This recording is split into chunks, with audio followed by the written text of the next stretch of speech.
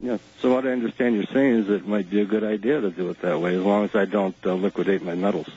Right, and That's the right. other, I would and you find... can put the metals in the truck and take them down with you along with your weapons, and you can order a safe and have it shipped to your new destination. They do that. I would much rather, Tom, if I were in your position, I would be parking my precious someplace that I could go get to it once I extracted myself out of a situation that may turn chaotic. It already is. Well, yeah, it already is, but what I'm saying is before it really gets nuts and we have lockdown highways and checkpoints and all that other stuff, plus the little banditos are going to be running around as well. Well, I was I spent over 10 years in the real American military, if you know what I mean. Mm-hmm.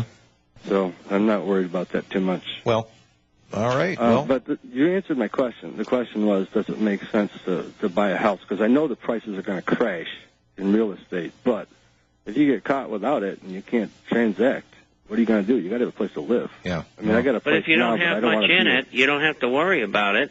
You can walk away if you have to. Yeah, there you go. Well, the point is, if gold goes where it's going in 3 years, I could just sell some off and pay for it. Well, you could do that as well, but I would protect that one asset that you're going to depend on in the future. And just remember one thing. You've only got two hands. You only can fire one weapon at a time.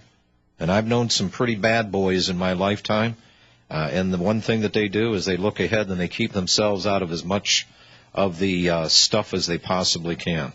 Mm-hmm. All right. Hey, Tom, I thank you for your call, sir.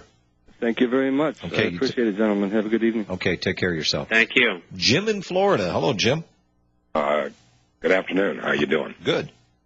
Good. I got 3 questions if we have time. We're running short, so make them quick. Yeah, I know. The first one, I understand inflation, but I don't understand what Robbie means when he talks about the deflating dollar or deflation.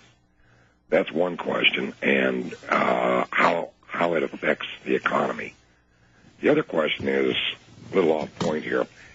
If Israel gets into it with Iran, do you think it's going to go into nuclear type war? And if so, is it going to turn into a world war? Okay, and your third one? Yeah, what is the average American who can't do what you guys are advising going to do when the economic volcano erupts? Okay. The last one is they become cannon fodder. Yeah, bingo. And they'll be in the government cheese lines. And, by the way, did you sign up for your health care insurance? And do you have any guns you need to turn in? Now, the first one, Robbie, the question was on deflation.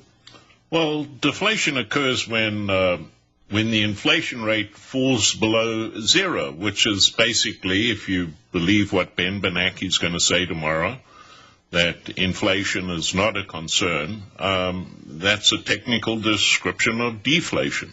Okay. Right, Bob? Absolutely. All right. And Israel and Iran, I think Poo and Medvedev over there in Russia told Israel the other day, hands off Iran. We got That's right. Barry Sartor over there trying to make peace with Israel and Palestine. So that might forestall this in the near future. But the entire planet knows something that the citizens of the United States don't know, and that Israel are a bunch of schmucks. Okay, here in America they're protected, and they have a sterling reputation. Well, let me tell you that leading evangelical Christians today signed a letter and sent it off to Barack Obama to please impose sanctions on Iran. The letter was signed by Pat Robinson, John Hagee, and James Dobson. Yeah, the Pharisees. And Charles. For the letter, let's take away their tax-free status for entering into politics. Now, just take the food away from what's-his-face down here in San Antonio. That'll be enough sanction against him. He'll do anything you want at that point. Hey, appreciate your call, Jim. Thank you. We've got just a couple. We have 1 minute left. Let's go to Bob in Michigan. Hello, Bob. Hey, John. How you doing? Good. Hey, real quick. I tuned in late. I don't know if you spoke about this or not.